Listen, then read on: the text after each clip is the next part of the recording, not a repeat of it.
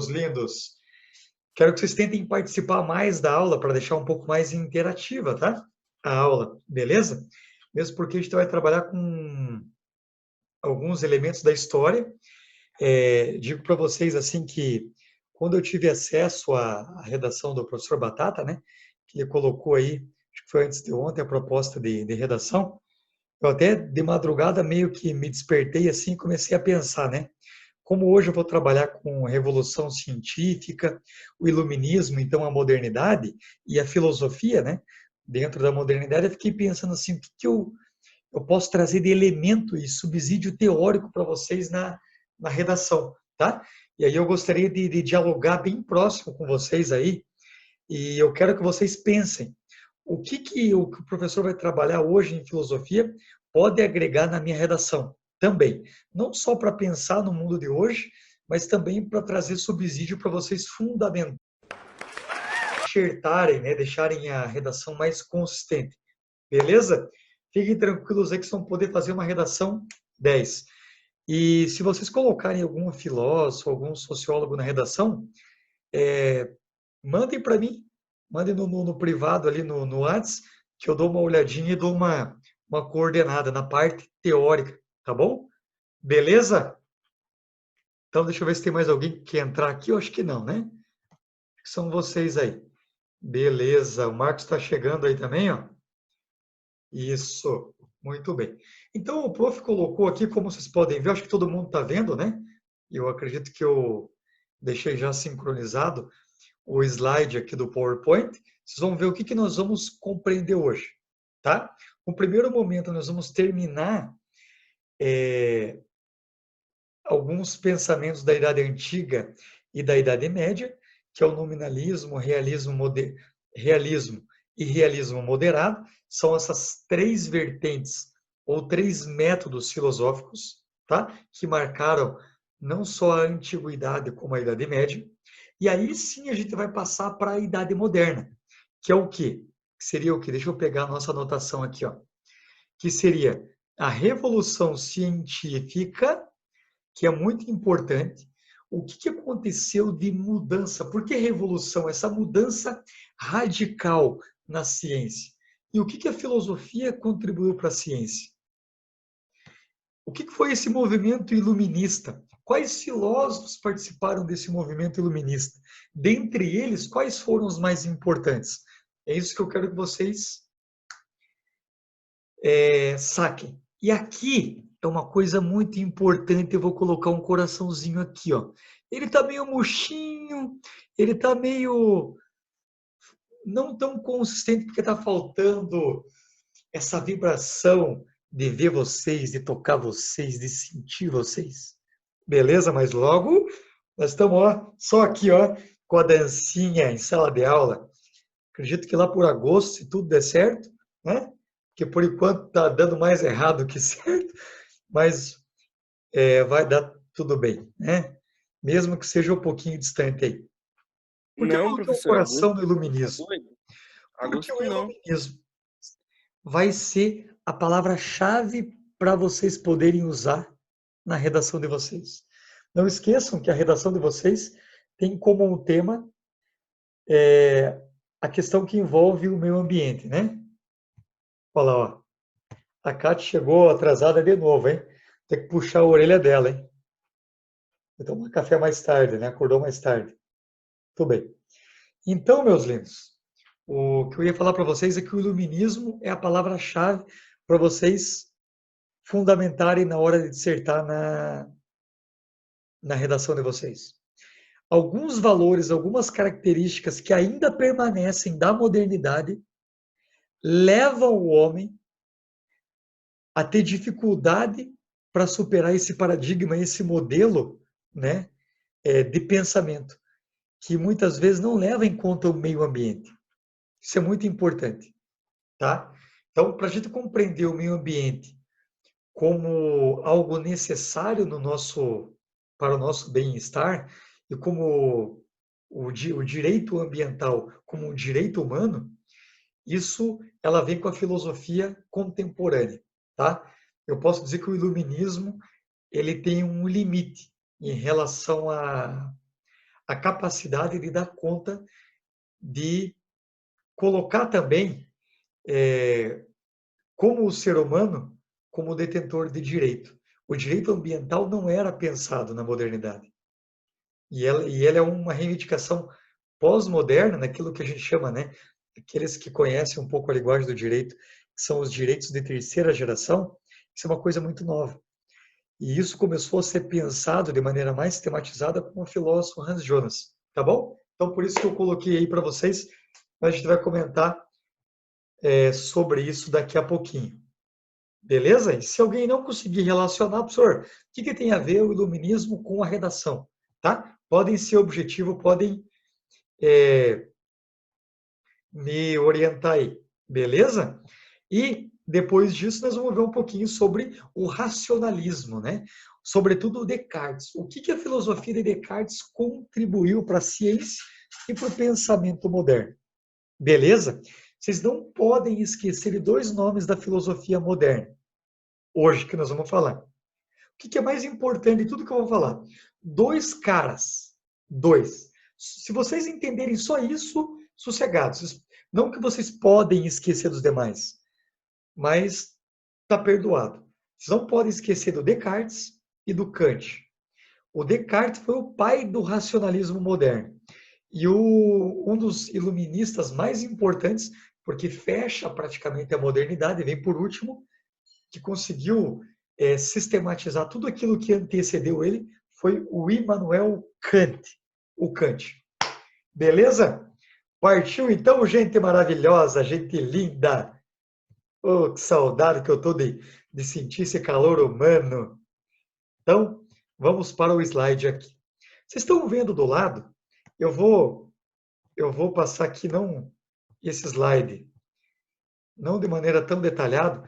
É um conteúdo que é difícil cair nos vestibulares, mas eu vou comentar porque está na apostila aqui, tá bom? Então, existem três grandes correntes que perpassam a Idade Antiga e a Idade Média, tá?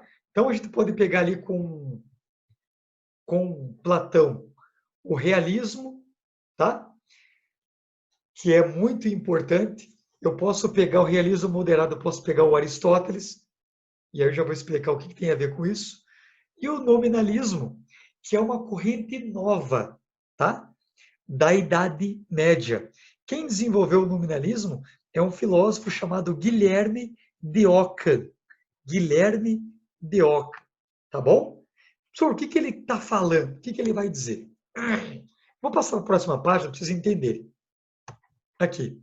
Vocês estão vendo um cavalo branco e outros cavalos mais escuros embaixo. Estão vendo? Sim. O que o nominalismo, essa corrente filosófica inovadora do século XIII, tá? Desenvolvido por Guilherme de Ockham, quis dizer?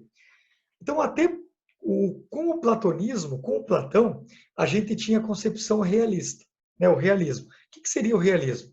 Então, quando eu penso assim, ó, quando eu falo assim, a ideia de cavalo, a árvore, quando eu tento falar em ideias gerais, como se fosse palavras que estejam carregadas de um conceito universal, ou seja, uma palavra que dá conta de substituir todas as particularidades do mundo. Quando eu falo cavalo, né, é como se eu tivesse para os idealistas ou para os realistas, como aqui está descrito, para os realistas, quando eu falo cavalo, quando eu pego as características gerais do cavalo, né, que é o focinho, ele é um quadrúpede com esse formato aqui, ó, eu acho que eu substituo pelos cavalos particulares. Quem acredita no realismo acha que uma ideia universal substitui as particularidades. Então, o realismo é isso. É o idealismo de Platão, né? Então, a ideia, ela representa a multiplicidade do real. Eu consigo sintetizar a essência a partir de características gerais. Por exemplo, todo o cavalo tem esse focinho. Todo o cavalo tem essas patas desse jeito. Todos os cavalos têm um rabo parecido com esse. Então, O realismo ele tenta, a partir de um conceito universal geral, resumir as particularidades de cada objeto, por exemplo. Então, os realistas acreditam que a palavra ela consegue abstrair as particularidades. Já Guilherme de Ockham, ele como um nominalista, ele vai dizer o quê? Que as palavras são apenas palavras. Que quando eu falo o cavalo, a ideia de cavalo, eu estou pensando num cavalo particular. E jamais eu consigo abarcar todos os cavalos. Ou seja, as palavras são apenas nomes particulares. Ou seja, existem milhões de cavalos. Ou quando eu penso celular, eu não consigo abarcar todos os celulares do mundo. Eu estou pensando apenas no quê? No meu celular particular. Isso quem pensa são os nominalistas. Nominalistas vêm de nome. Ou seja, palavras são apenas nomes. Não diz nada sobre o geral. Não existe conceitos gerais, ideias abstratas. O que existe é uma ideia particular. Então, a ideia de celular é a ideia que eu tenho olhando o meu celular, por exemplo. Deu para entender a diferença dos nominalistas? Deixa eu colocar aqui, ó. Vocês conseguiram entender o pensamento do Guilherme de Ockham, que é um nominalista, que vai dizer que nomes são apenas nomes, que não consigo, então, abarcar todas as qualidades particulares dentro de um conceito universal, comparado com os realistas, que são os chamados idealistas, como Platão, ou os novos platônicos, neoplatonismos, como Plotino, que a gente não viu, como Santo Agostinho, que são realistas. Eles acreditam que uma ideia pode substituir os objetos individuais e particulares. Conseguiram entender? Joia, prof. Aí, no meio de tudo isso, tem os caras que defendem o realismo moderado. O que é realismo moderado? Ele diz assim, quando eu penso no cavalo, por exemplo, a ideia de cavalo, eu tenho em mente quais são as características universais que todos os cavalos têm? Sim, ponto para os realistas. Eles concordam.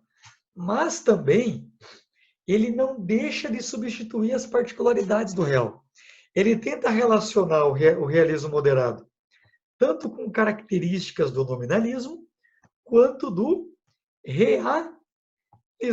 Ele acredita que eu posso falar do geral, mas sem perder as particularidades e as especificidades daquilo que é particular. Por exemplo, cada cavalo tem uma tonalidade, tem uma cor. Então, isso é particular. Por isso que é moderado esse realismo. Então, eu não consigo abarcar num conceito toda a característica de todos os cavalos, por exemplo. Então, é possível falar de todos os cavalos, mas resguardando as peculiaridades que são particular, que dependem então da experiência. Então, essa é a visão do realismo moderado. Alguém não entendeu o realismo moderado? Levanta a mãozinha. Isso, a página, né? O pessoal que está acompanhando aí, a senhora até colocou lá no nosso grupo, começa na página 237. Aqui, ó. Quando que o prof está falando, ó? Polêmica dos universais. Estão vendo? Nossa, não estou conseguindo enxergar aqui, né? Por causa da minha tela. Na 237, tem o item C ali, ó, que é a polêmica dos universais. Mais precisamente, o terceiro parágrafo vai começar a falar. Tá bom?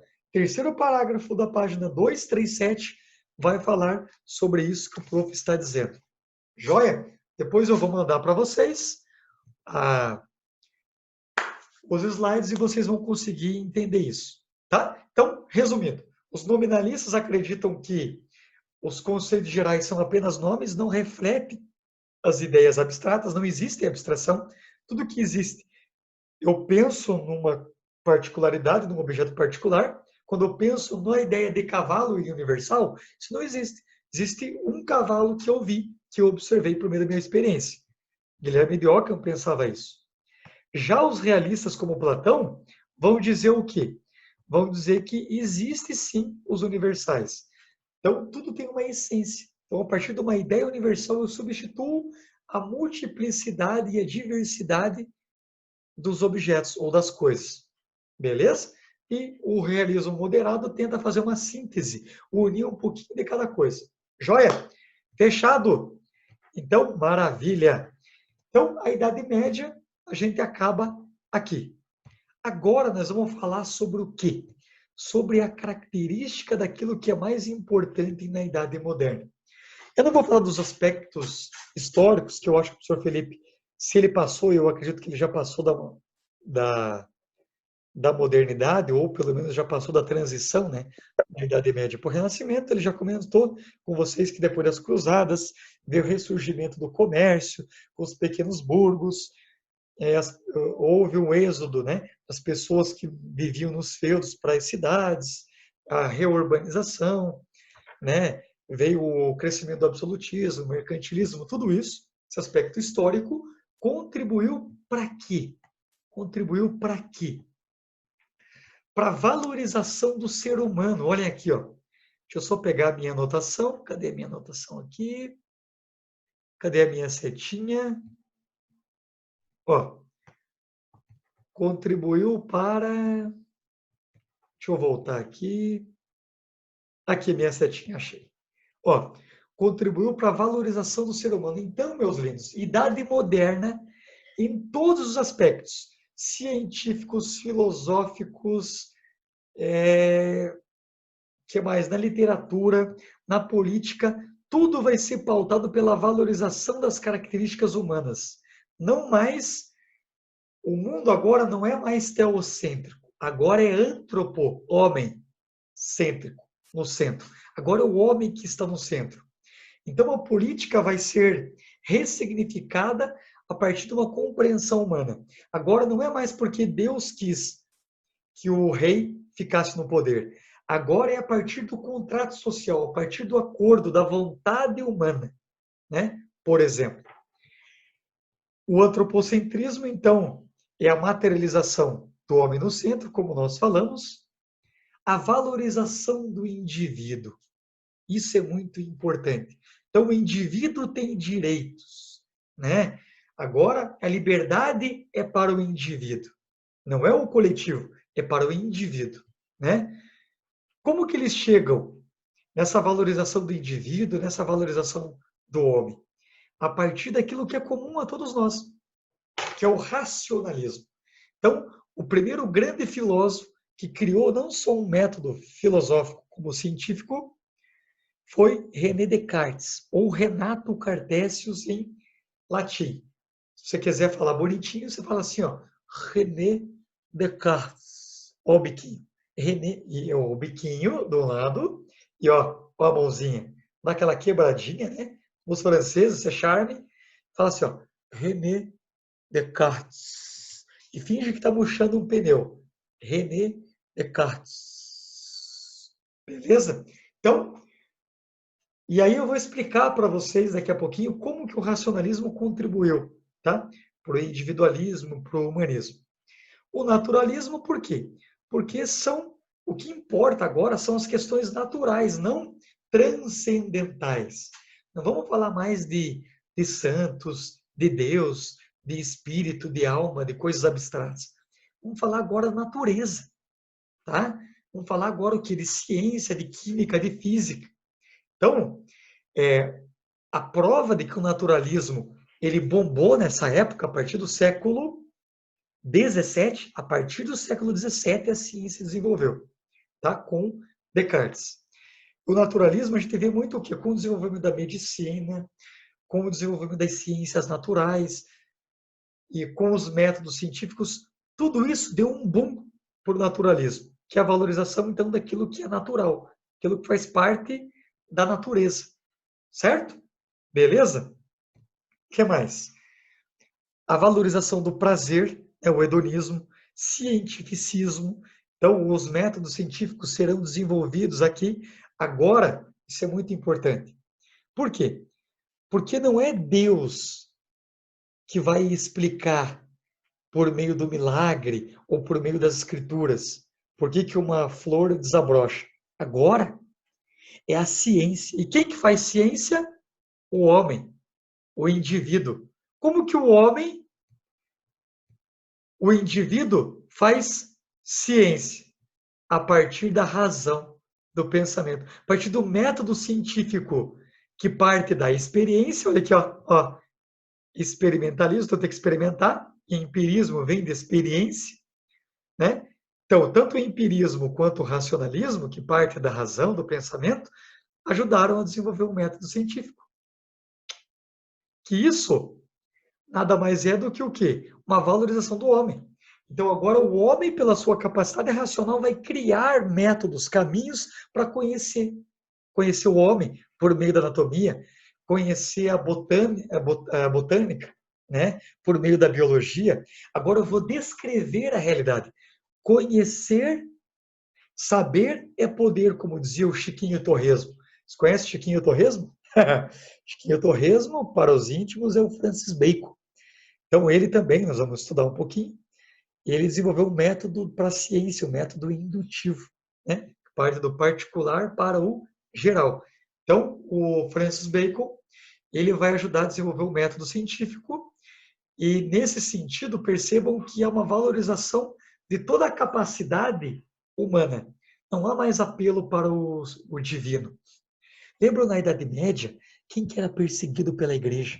Quem que eram considerados bruxas?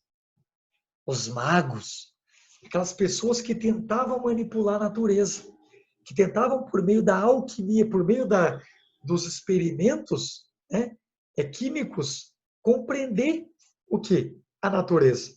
Então, quando eu consigo compreender a natureza por meio da razão, por meio da experiência, fazendo experimentos científicos, naquela época era considerado uma heresia.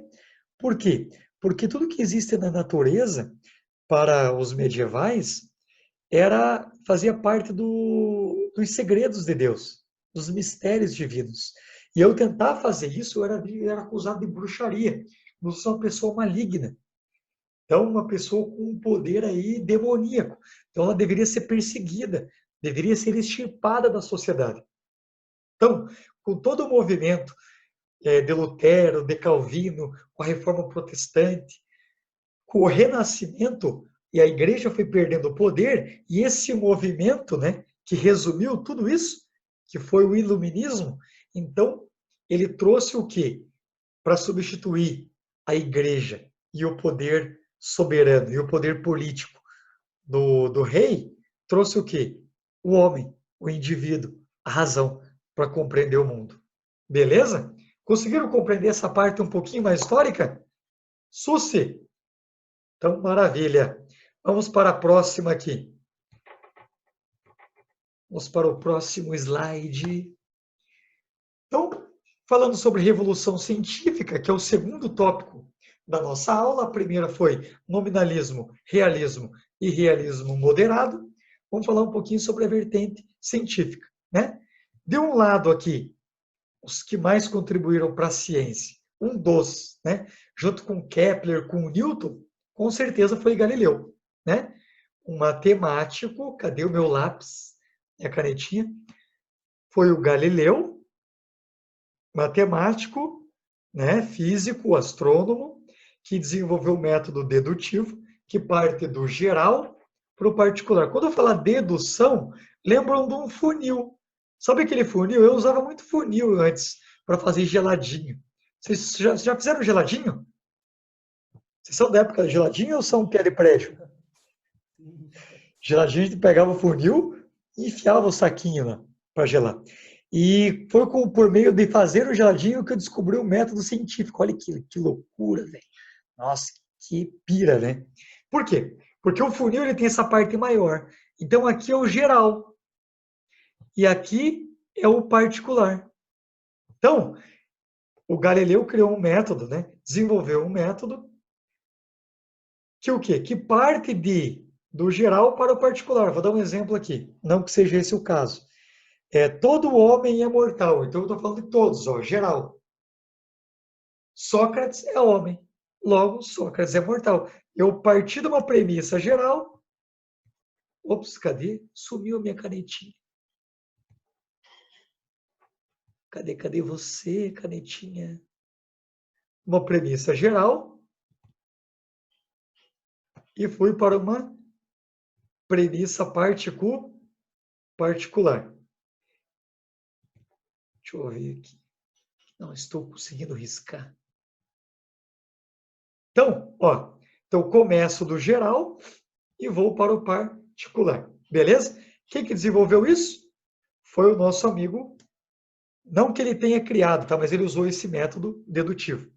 O Francis Bacon, como eu falei para vocês, mas eu vou aprofundar daqui a pouquinho, que é o oposto, que parte do particular e vai para o geral, tá? Já vou explicar para vocês. E o Descartes, que é o nosso menininho de ouro da aula, que é o enfoque da nossa temática hoje. Joinha? Então é isso que o professor vai explicar. Então, se vocês entenderem na segunda parte da aula as principais ideias desses caras aqui, vocês vão entender o que mudou na ciência. Por quê? Porque na Idade Média, cara, e aí assim, veja, é um pouco preconceituosa essa visão, mas ela tem um fundo de verdade. Muitos dizem que a Idade Média foi a Idade das Trevas porque não se produziu ciência. Mas quando se fala não se produziu ciência, fala-se numa ciência do ponto de vista da modernidade. E a modernidade olhando para a Idade Média. Então, a gente não pode esquecer que a burguesia precisava do quê? De ampliar os seus negócios, precisava de lucro. E para isso, ela precisava de usar a ciência e a tecnologia para o quê? Para desenvolver o comércio. Então, a ciência era muito importante. Então, todo o iluminismo foi um instrumento para agradar e para defender o interesse da burguesia. Beleza? Jóia. Então, está me avisando aqui, temos 10 minutinhos para acabar essa nossa primeira parte. Maravilha. Então, continuamos aí. O que o Descartes desenvolveu? Ele desenvolveu um método científico. Foi o primeiro filósofo racionalista a criar um método científico. Beleza? Ele e o Bacon foram os primeiros. O Descartes é do final, ele nasceu no final do século XVI, mas ele é do início do século XVII aí. Beleza? Então, vamos apagar aqui a setinha e vamos para o próximo slide. Vamos lá, produção. Próximo slide. Então, a revolução científica, resumindo o que o prof falou, seria o quê? Seria o quê? Deixa eu só tirar aqui. Isso. Nos séculos 17 e 18, assistiu-se uma verdadeira revolução científica. Defendeu-se que o verdadeiro conhecimento da natureza se baseava-se no quê? Na observação e na experiência. Então, aqui, quem acreditava que a ciência, que o desenvolvimento científico se dava a partir da experiência, eram os empiristas, tá bom? Isso nós já vamos ver como que se desenvolveu o método empirista. Então, o método experimental é isso, a partir da experiência, tá? Eu só posso considerar verdadeiro quando parte da observação. E Deus também recepcionou o avanço da matemática, na física e na astronomia. Nós vamos ver o que a matemática e, sobretudo, a física contribuiu para o desenvolvimento científico. Né? A revolução científica de Newton, né? As 3 leis de Newton. A gente vai falar de maneira breve. O que o Copérnico e o Galileu desenvolveram? Né? Vocês já estudaram, acredito que em física, isso. Né? A mudança de paradigma do geocentrismo para o heliocentrismo. Então, perceba que ali, quanto mais desenvolvia a ciência, ó, mais havia um tapa na cara da Igreja Católica. Porque a Igreja Católica defendia o geocentrismo. A ciência falava o contrário. Você imagine, por exemplo, tem 2 pessoas que se dizem suas amigas.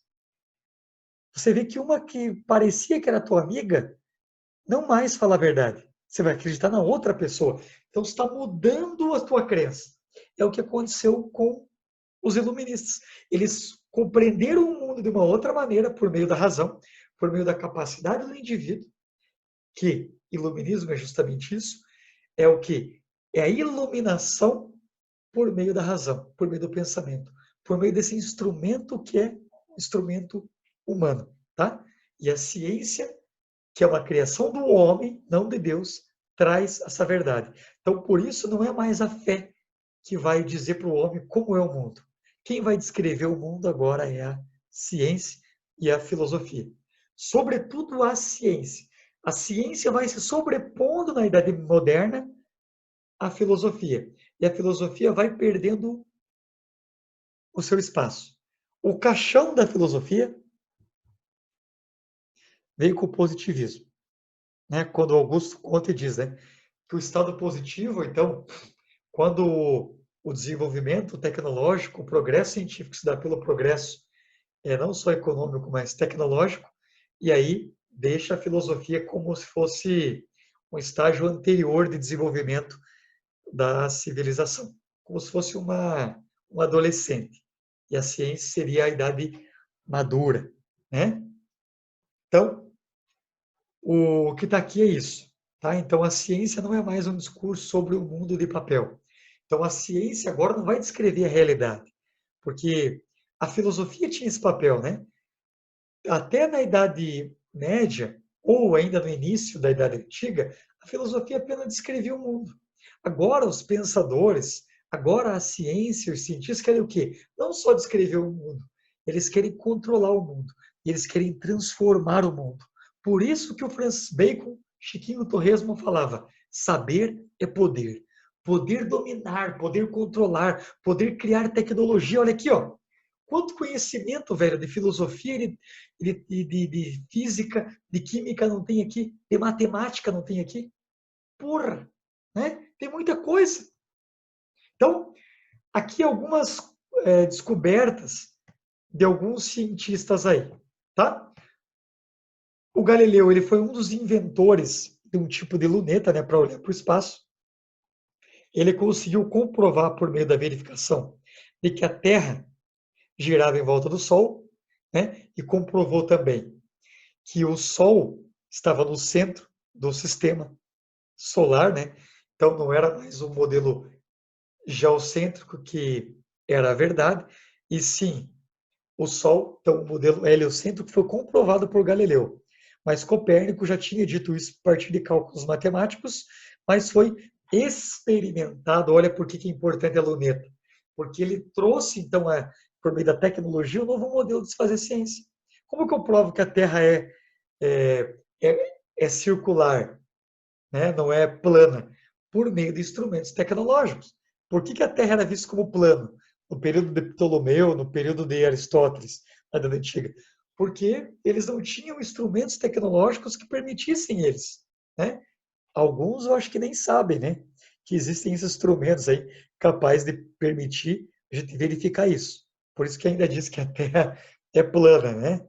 Certo? Então, o que mais? O Descartes vai desenvolver um método científico baseado na matemática.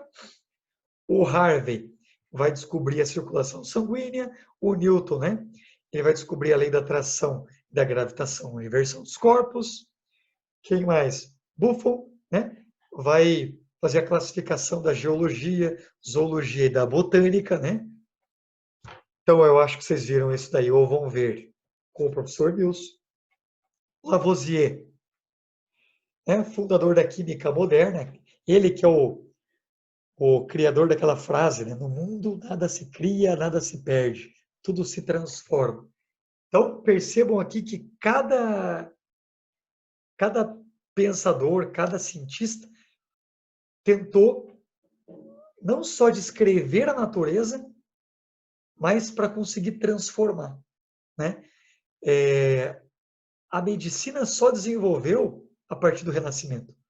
Com os desenhos do, de um grande pintor, talvez um dos maiores crânios da humanidade, Leonardo da Vinci, sem o conhecimento de anatomia, não ia permitir ele descrever tão bem, né, o corpo humano e fazer com que a própria medicina se desenvolvesse a partir da anatomia para compreender, né, os órgãos e tudo isso.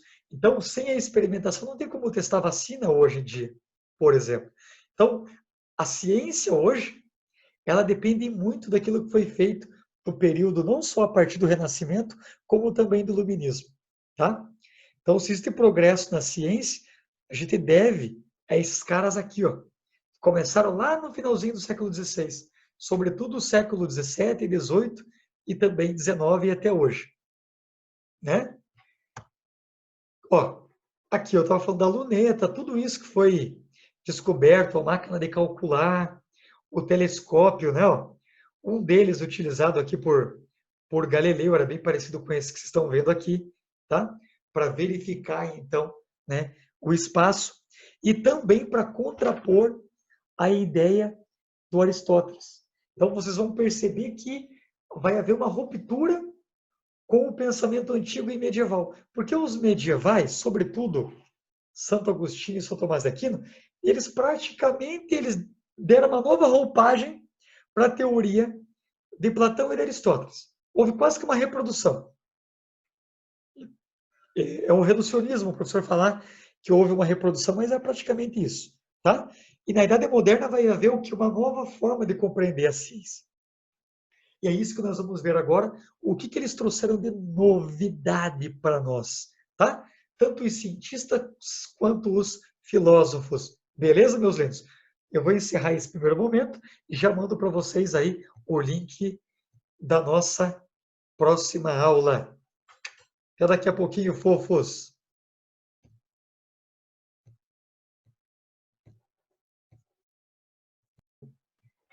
Então é isso.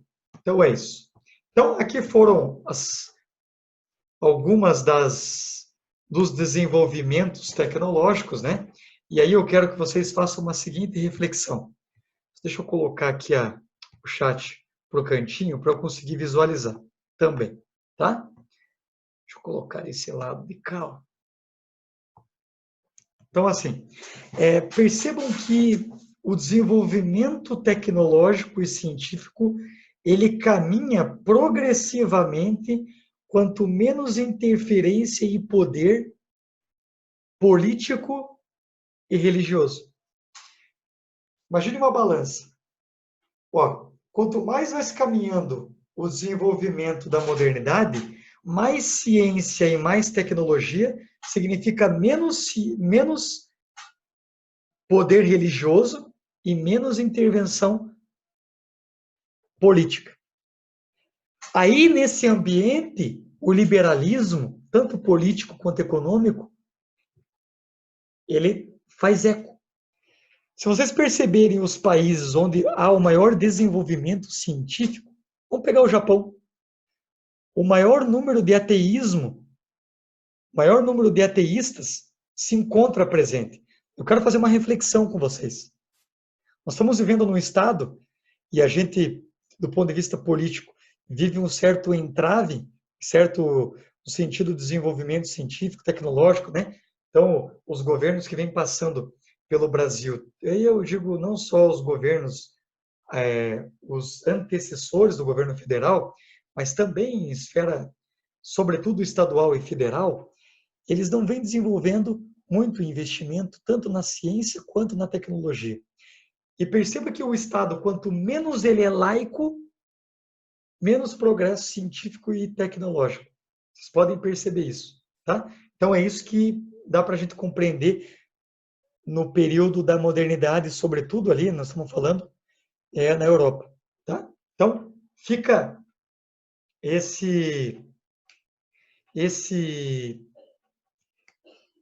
essa pulga atrás da orelha para vocês refletirem. Olha quanta coisa foi desenvolvida no país. Por quê? Então, os iluministas, eles tinham dois inimigos, os iluministas. A igreja e os reis. O poder político controlador, absolutista, e a igreja. A Idade Média, quem que falava a verdade, quem mandava, quem tinha o poder, quem eram os soberanos? O clero e a nobreza. Lembram dos três estados? Lembram do antigo regime? Lembram antes da Revolução Francesa? Então, a Revolução Francesa trouxe também, e foi uma revolução burguesa, foi, mas trouxe de bom o quê? Esse boom tecnológico, esse boom científico. Então, se liguem nisso aí, tá bom? Olhem aqui o que o Galileu Galilei falou para nós, velho. Olha, o grandíssimo livro. O Galileu diz que a natureza, o mundo, o universo, por isso que eles eram naturalistas, tá? Então, natureza. O grande livro para o Galileu, eu adoro essa frase. Aqui resume a visão da ciência e a visão que o Galileu tinha sobre ciência. O grandíssimo livro da natureza está escrito em língua matemática. E os caracteres são os triângulos, círculos e outras figuras geométricas. O professor Cadu ia ter quase que um orgasmo aqui, né? De ouvir isso. Ah, você quer fazer uma, como que eu posso dizer, uma declaração de amor para um matemático, cara, para um geômetra? Fale isso. O grandíssimo livro da natureza. Fale sussurrando assim, ó.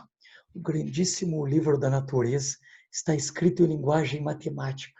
E os seus caracteres são os triângulos, círculos e outras figuras geométricas, sem as quais se estará vagueando em vão por um obscuro labirinto. Então, o que ele está dizendo?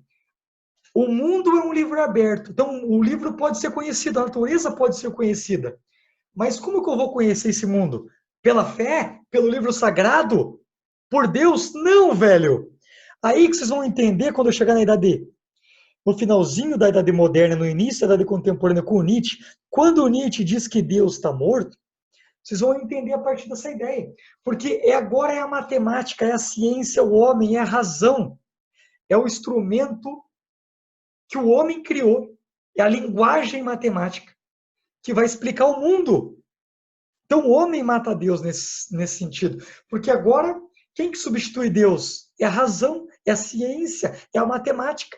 Tudo pode ser visto. Quando eu olho para cima aqui do teto, eu vejo que figuras geométricas. Eu vejo um quadrado. A casa ou é quadrada, ou é retangular, ou é circular. Eu vejo formas geométricas no mundo. O mundo está escrito sob linguagem matemática. Eu consigo abstrair do mundo aquilo que existe do quê? De objetivo, né? Que são as formas geométricas. Então, isso é a ciência para o Galileu. E o Descartes vai pegar muito disso. Ele vai criar um método científico por meio da matemática. E a gente vai ver daqui a pouquinho como. Olhem lá, fofos. Agora eu fiquei triste nessa parte aqui porque... deixa eu mostrar aqui para vocês. Deixa eu mostrar para vocês aqui. Deixa eu sair do slide.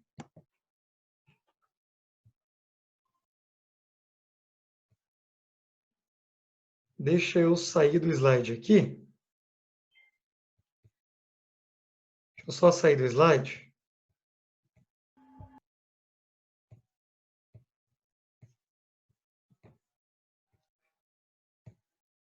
Deixa eu só mostrar para vocês aqui.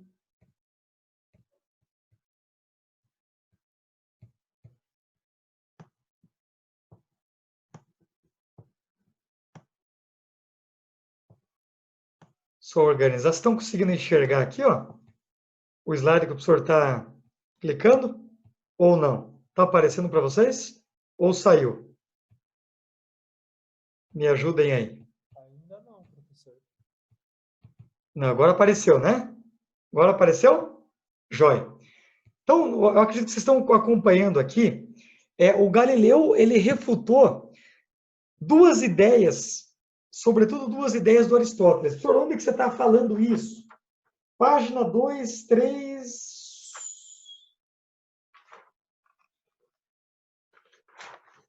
Página 240. Eu estou na página 240. Vocês estão olhando aí? Página 240. Ó, o Aristóteles acreditava, olhem aqui do lado direito. O Aristóteles acreditava que os objetos, quando fossem lançados, né, de algum lugar alto para baixo, apenas os objetos mais pesados cairiam primeiro. Então, isso é o que se tinha de crença até a Idade Média, que era a física aristotélica. Então, os objetos quanto mais pesados, mais ia forçar a velocidade dos objetos a chegar primeiro no solo comparado com objetos mais leves. Só que o Galileu experimentou isso no vácuo, né? Ou aquilo que a gente chama de queda livre dos corpos, e ele viu que se eu jogar uma folha, né, sem a resistência do ar, junto com uma pedra, eles vão cair juntos. Então ele refutou a física do Aristóteles. Então, com a luneta, o Aristóteles foi refutado por Galileu, Por quê? Porque o Galileu viu que os astros no universo não são perfeitos, né? Bem redondinho, não são perfeitas no seguinte sentido de que não tenham crateras, ela tem imperfeições sim. Então percebam que estavam deixando de lado Aristóteles, toda a ciência antiga e medieval praticamente não houve, porque toda a filosofia e ciência medieval serviu para comprovar a existência de Deus e da alma. Então, aqui já mostrei um exemplo de revolução científica, tá? Aqui é uma outra revolução científica que o prof falou, que é o geocentrismo, né? Quem que defendia o geocentrismo, prof? Ptolomeu e Aristóteles acreditavam no modelo geocêntrico, né? Que a Terra era imóvel, que os astros eram perfeitos, eternos, imutáveis, que os deuses do céu controlavam o clima, a colheita, né? Então aqui, ó, aqui o modelo aqui em cima de Ptolomeu, modelo geocêntrico, e aqui embaixo, né, com uma resolução um pouco melhor, o modelo de Galileu e antes mesmo Copérnico. Beleza? Então, mudou os paradigmas. Isso é uma revolução, porque mudou não só uma coisinha, mudou muita coisa. Mudou a compreensão do mundo. O homem tinha um lugar privilegiado no espaço, ele estava no centro do universo, velho. Agora o homem está meio que na periferia, né? Certo? Então, esses foram alguns dos conhecimentos desenvolvidos aí, graças ao quê? Aos métodos desenvolvidos. Como que, por exemplo, a física se desenvolveu? Se desenvolveu por meio do método de investigação do Francis Bacon, que a gente vai estudar nas próximas aulas, né? Então, o que, que o Bacon desenvolveu?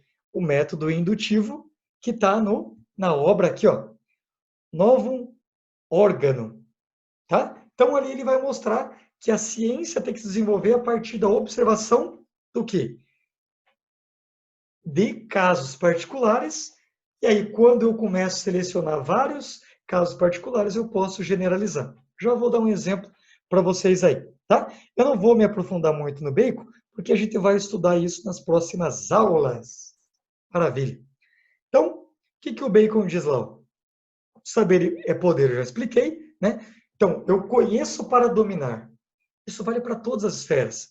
Quem conhece alguma coisa, domina. Se eu conheço política, eu domino politicamente. Se eu tenho conhecimento numa área, eu domino aquela área. E dominar, nesse sentido, o poder no sentido de dominar, é dominar a natureza que o Bacon está falando. Né? Vou dar um exemplo aqui. Se eu conheço de meteorologia, eu consigo dominar o tempo. Senhor, como assim dominar o tempo? Eu consigo saber que horas vai chover em tal lugar. Se eu sei que existe uma massa de ar quente, uma massa de ar fria, que elas estão numa velocidade X, e a partir desse cálculo, né, desse movimento, e o cálculo matemático dentro desse movimento, desses dois corpos, eu consigo prever quando elas vão se cruzar e quando a chuva vai ocorrer. Então, a meteorologia nada mais é do que o quê? A materialização daquilo que o Francis Bacon, no século XVII, já dizia: saber é poder. Tá? Então, continuando ali. Aquele que começa uma investigação repleto de certezas, acabará repleto de dúvidas. Mas aquele que começa com dúvidas, poderá terminar com algumas certezas. Então, para ele, toda ciência tem que começar com dúvida. Por isso que os cientistas se baseiam em hipóteses. Hipóteses são perguntas ainda sem respostas. Joia? Alguém não está entendendo? Alguém está com dúvida? Ó, o exemplo do método indutivo. Vamos dar um exemplo. Eu quero compreender os gansos. Eu olho um ganso. Ele é branco. Eu olho outro ganso. Segundo ganso, ele é branco. Eu olho 3 gansos, ele é branco. Eu olho para 1000 gansos, ele é branco. Observei, ó, método experimental. Parti para a observação individualmente. Peguei alguns gansos. No mundo existem mais do que 1000 gansos. Então, eu estou partindo de uma observação particular, e aí eu vejo o quê? Bom, eu olhei para gansos e eu olhei que eles são brancos. Ué, eu consigo relacionar que todos os gansos que eu vi são brancos. Qual é a conclusão que eu posso chegar? Eu posso generalizar, olha aqui, ó. Todos os gansos são brancos. O senhor prova pela observação, pela experimentação. Esse é o método indutivo. Eu parto de observações particulares por geral. O que a estatística faz? Quando eu quero ver a rejeição do presidente, quando eu quero ver sobre qualquer pesquisa de opinião, eu parto de algumas amostragens. Alguns falam assim, né, o senso comum. Eu não acredito em pesquisa porque não perguntaram para todo mundo, ninguém nunca me perguntou. Claro que não, eles fazem uma amostragem pautado no quê? Num número delimitado de pessoas, bobinho. Né? Não dá para fazer uma amostragem de todos. Por isso que o método que eles usam nesse caso é um método indutivo. Para testar as vacinas, eles vão fazer o quê? Testes em algumas pessoas. Não sei se vocês viram a matéria na televisão essas semanas aí. Na semana passada para cá, tem mostrado reportagens de pessoas que estão se prontificando a ser cobaia. Então, eles estão lançando o vírus na pessoa para ver como que o organismo reage, para eles entenderem, para eles conhecerem, ó, o Francis Bacon, saber é poder, eles querem saber, conhecer como age o vírus. Se eu conheço o vírus, e para conhecer eu tenho que fazer testes, partindo da observação do corpo humano, para depois lançar uma vacina e testar essa vacina de novo para ver se funciona.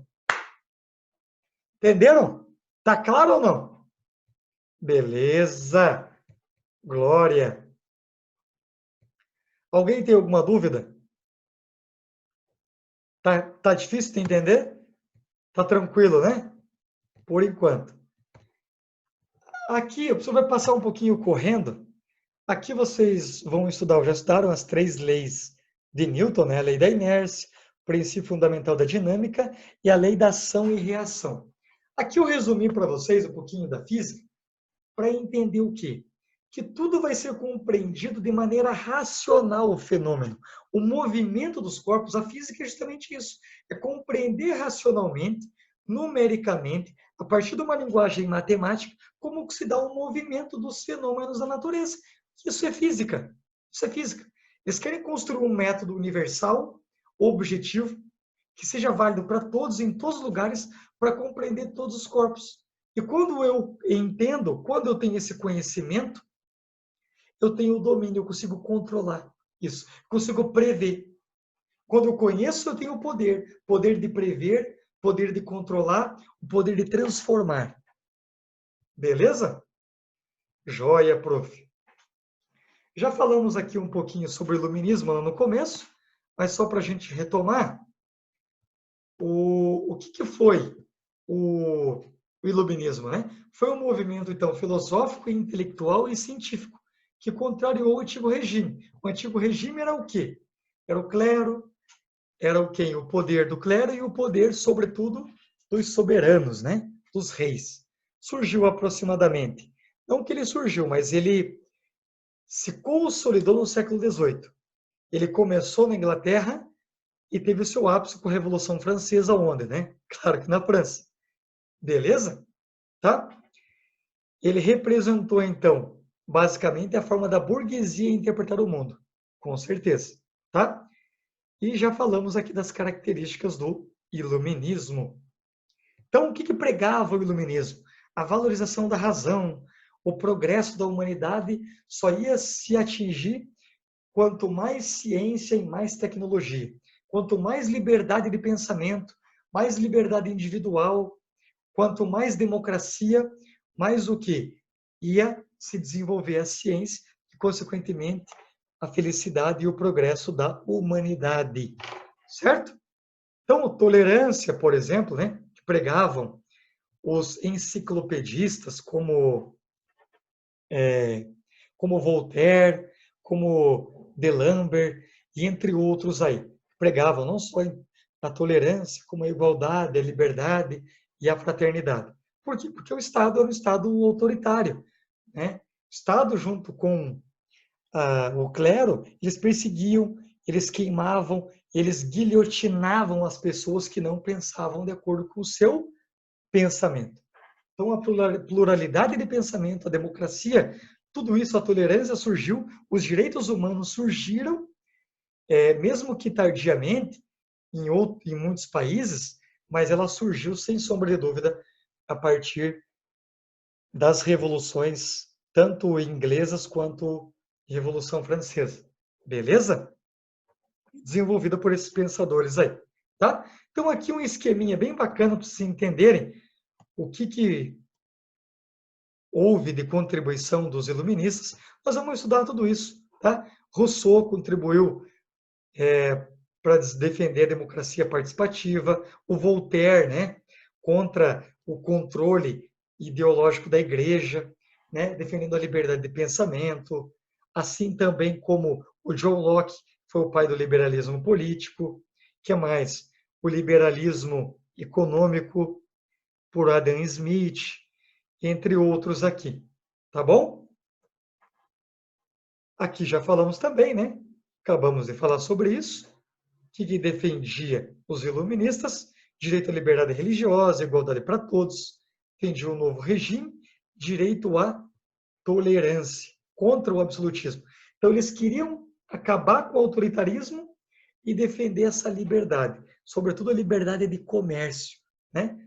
Liberdade de poder negociar, para ter mais competição, para que o Estado seja mínimo, né? Quanto mais o Estado deixar a iniciativa privada, os interesses individuais aflorarem, mais liberdade, mais criatividade, maior o desenvolvimento humano, de felicidade e maior o progresso econômico e tecnológico também.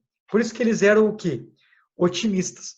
Né? O iluminismo trouxe esse otimismo, que o futuro vai ser melhor do que o presente e melhor do que o passado. Certo? Então, eu estava falando sobre os enciclopedistas, né? Como D'Alembert, entre outros, que difundiam a enciclopédia, que foi um amontoado, né? Um aglomerado de obras que pregavam ideias iluministas, eram difundidas em cafés, em clubes, em salões, academias, jornais, livrarias. Então, eles difundiam o conhecimento. Então, havia várias coisas que contribuíram para difundir o conhecimento. A invenção da imprensa, lá no século XVI, lá no período do Lutero, né? Por isso que ele conseguiu fazer com que as pessoas tivessem um esclarecimento de que haviam contradições na igreja, né? Ele, como um grande religioso, conseguiu isso a partir da imprensa, a partir das pessoas, o acesso, então, da Bíblia em outras línguas. As pessoas passaram a elas mesmas a serem capazes de entender por si só, por elas mesmas, não mais por meio de intermediários, como o clero e a nobreza. Isso que o iluminismo trouxe. Ele diz assim, os iluministas, cada um pode pensar por si mesmo, a autonomia. E o que vai trazer a luz? É a capacidade racional. Eu posso pensar por mim mesmo. Por mais aqui que vocês não compreendam certo autor ainda, não conseguiram chegar no entendimento dele porque vocês não conhecem, quando eu dizer para vocês a teoria deles, vocês podem compreender, por mais que vocês não aceitem como verdade. Vocês podem compreender por quê? Porque vocês, como eu, como os filósofos, têm a capacidade racional. Todos nós fazemos uso da razão. Ela é comum a todos. Então, todos nós podemos chegar na mesma verdade. Entenderam? Não é uma coisa como a fé. Quem que era a pessoa abençoada antes por Deus? O rei, o papa, o padre.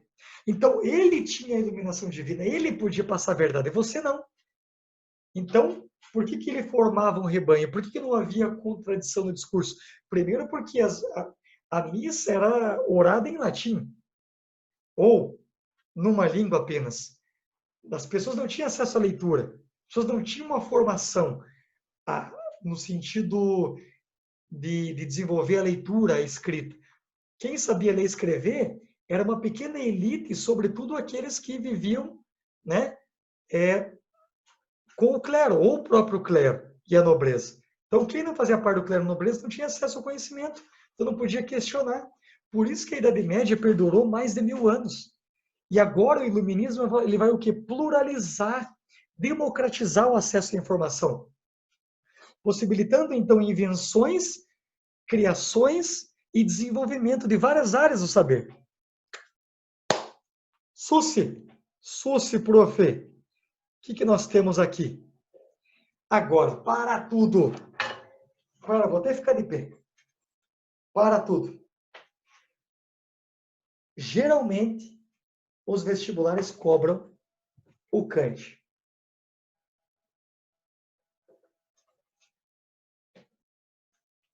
De tudo que eu falei, se você entendeu sobre o nominalismo, realismo moderado, se você entendeu que houve mudanças na ciência, né?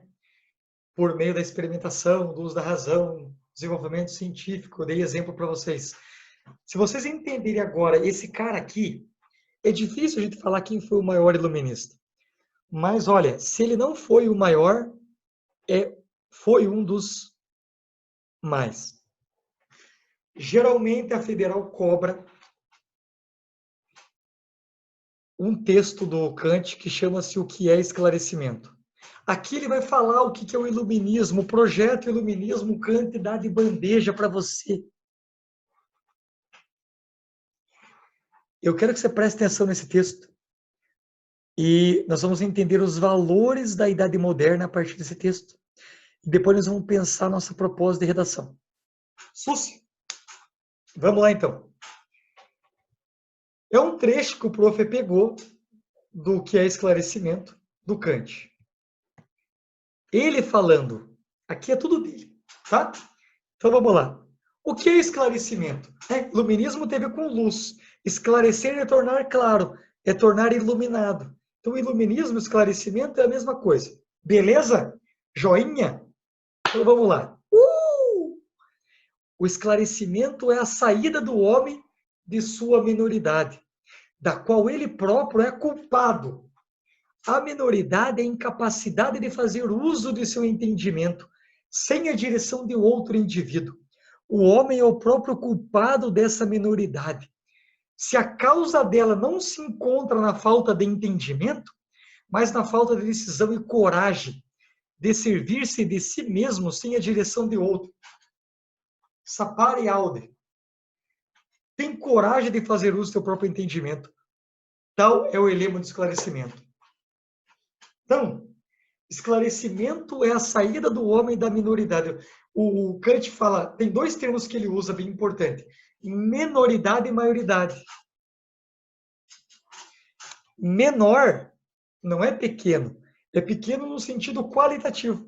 Quem não pode pensar por si mesmo, desculpa aí, se você precisa de um pastor, de um padre para dizer o que é certo na tua vida, você não atingiu o esclarecimento para o Kant.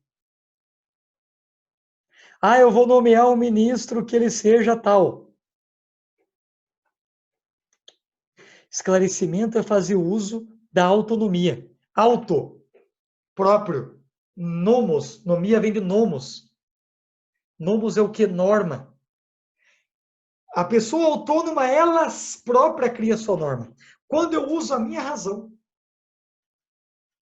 e sou capaz de gerir a minha vida, pensar por mim mesmo, sem fazer uso do pensamento do outro, porque o professor falou, eu vou amém. Você pode me ouvir, deve me ouvir, mas reflita e questione aquilo que eu falo também. Questione aquilo que os filósofos falam também. É isso que o Kant está falando. Ele está fazendo o quê? Batendo no clero e na nobreza, cara. Bom, por que a democracia se fundamenta? É justamente o fundamento da democracia está aqui. Por que não é o absolutismo que deve gerir a forma de organização da vida pública na política? Por que não é o rei soberano? Por quê? Porque eu posso decidir o que é melhor para mim. Não é o rei que vai dizer o que é melhor para mim. Porque o poder dele não vem de Deus, vem do entendimento. E a capacidade racional que ele tem, eu também tenho. E o outro também tem. Então, se todo mundo tem a mesma capacidade de entendimento, todo mundo é igual.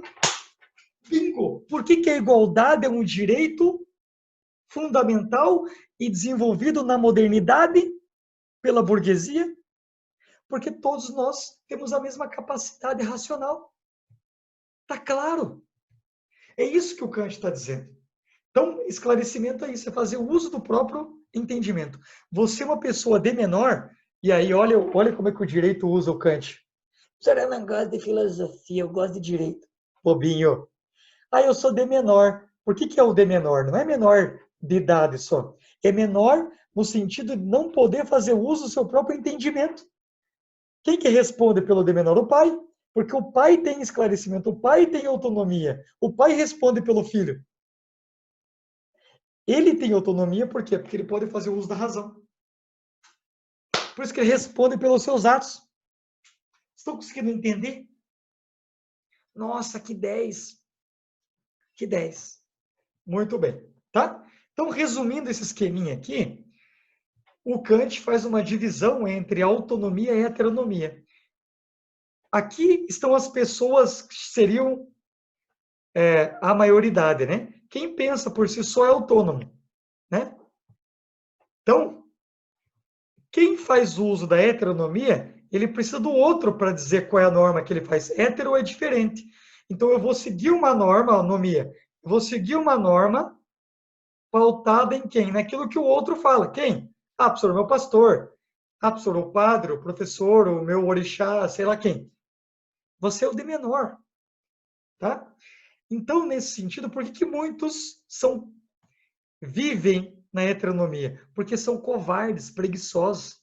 É mais fácil você seguir o outro, porque daí você culpa o outro quando estiver errado. Você é covarde, você é incapaz de viver sobre a sua própria regra. Você não é o senhor da sua vida. Você não é digno da sua própria existência porque não faz uso do seu próprio entendimento. Nossa, professor, por estar nervoso. É isso que o Kant está dizendo. Aqui, ó, liberdade, só existe liberdade para os iluministas quando eu uso a racionalidade. Quando eu penso por mim mesmo, eu sou livre. Liberdade. Certo? Entendeu? Tá claro? Joia. Alguém tem alguma dúvida? Tá tranquilo? Tá suave aqui? Vamos pensar agora que a gente já fundamentou um pouquinho, a gente vai pensar a proposta de redação. Percebam que na modernidade nós falamos de indivíduo, do homem, falamos do homem, falamos da liberdade e falamos da razão. Nós falamos da natureza, nós falamos do outro, do coletivo, praticamente não, né? A grande questão ambiental que a gente vive hoje é justamente que nós estamos ainda vivendo as consequências do iluminismo. Nós ainda temos essa mentalidade iluminista. Ela trouxe contribuições, e o professor acabou de dizer para vocês, mas ela tem limitações. Qual é a limitação?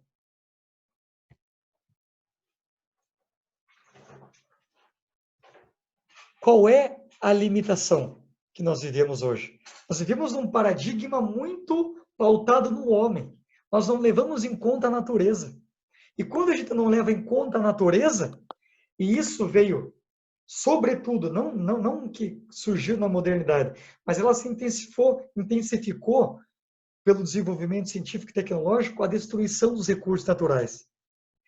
Quando houve o colonialismo, o neocolonialismo no século XIX e XX, e o colonialismo, né, a partir do século XVI, a devastação ambiental por meio dos países europeus aos países colonizados trouxeram consequências que hoje a gente discute em relação à Amazônia. Então, se nós estamos vivendo os problemas ambientais em relação à não preservação da Amazônia, é porque só houve, enquanto preocupação ética, o ser humano. Pensou-se na liberdade de comércio, o lucro. O lucro para quem? Para o indivíduo. Para qual indivíduo, professor? Sobretudo para o indivíduo burguês, porque o iluminismo é uma ideologia da burguesia. Ó, rimou. O iluminismo é uma ideologia da burguesia, que trouxe riqueza material, sim, trouxe progresso material, sim, mas para alguns indivíduos, não para todos. Por isso que veio o quê? Socialismo, comunismo, anarquismo, para contrapor a desigualdade material. Mas nem mesmo o socialismo, o comunismo, o anarquismo dá conta de entender uma coisa que é fundamental para nós, que é o meio ambiente. As questões que diz respeito ao meio ambiente são temáticas que dizem respeito às questões éticas do século XX e XXI. Portanto, somente o filósofo Hans Jonas, no século XX, com a sua obra Princípio e Responsabilidade, uma ética para a geração tecnológica, vai ser capaz de dar um salto a mais a todo o iluminismo, que não conseguiu dar conta de fazer com que o progresso abarcasse também a natureza. Não existe progresso humano sem a natureza. A natureza é uma condição necessária para o crescimento sustentável, não só econômico, mas, sobretudo, o progresso humano. É isso que eu quero chamar a atenção de vocês. Então, você pode dizer que os problemas que hoje se levantam em relação à Amazônia têm como causa o quê? O iluminismo, que supervalorizou o homem, supervalorizou a liberdade e a iniciativa individual de comércio, mas não levou em conta a natureza, uma condição necessária para a existência. Tratou a natureza como coisa. E vocês viram, com a frase do Bacon, saber é poder, poder dominar a natureza, poder escravizar, poder no sentido de explorar todas as riquezas e transformar a natureza em mercadoria. Essa é a lógica capitalista. Tudo que eu vejo dinheiro, eu vejo coisa, eu vejo lucro, eu vejo objeto, eu não vejo humanidade. Quando eu olho para a crise de saúde pública, eu vejo o que? Prejuízo econômico. É isso que o Guedes vê, por exemplo, quando olha para a pandemia. Nós precisamos de um outro olhar, um olhar mais humano. Então nós precisamos de mudar o paradigma. O iluminismo ele é importante ter uma altura, mas ele é insuficiente para resolver os grandes problemas que o século XXI nos colocou, que é a limitação dos recursos naturais. Porque com o desenvolvimento científico e tecnológico, a gente conseguiu destruir muito mais rápido e em menos tempo os recursos naturais. E a gente tem que entender que nós não estamos na natureza, nós não estamos na Terra, nós somos parte da Terra. Eu sou parte da natureza. Tem um vídeo, o professor não lançou ainda, mas eu vou lançar para vocês, do Spinoza, que ele vai dizer que Deus e a natureza se confundem. Então, se a gente mudar a compreensão de mundo, se a gente criar uma nova forma de compreender o mundo, a gente vai criar novos valores, e novos valores a gente cria outras medidas políticas de intervenção e de maneira diferenciada para lidar com a natureza. E não tenha dúvida que a Amazônia não vai ser mais um problema, será talvez uma solução. Beleza? Então, sobre o Kant, era isso. Tá bom? Então, para terminar aqui rapidinho essa parte, nós vamos falar aqui sobre o racionalismo. Então, o que é o racionalismo? É essa corrente filosófica, essa lente do óculos do filósofo que vai explicar o mundo a partir da razão. Vai dizer que a base para compreender o mundo, a verdade se dá por meio da razão. Supervaloriza, então, o aspecto intelectual, mental, racional. Os mais importantes filósofos são Descartes, Leibniz e Spinoza. Beleza? Nós vamos falar, então, agora sobre o método cartesiano. Joia? Então, nós vamos falar sobre o método de Descartes. Aí nós passamos para as atividades. Beleza, meus lindos? Vou mandar o link para vocês, que essa aula só tem um minutinho. Joinha? Então, já estamos juntos novamente.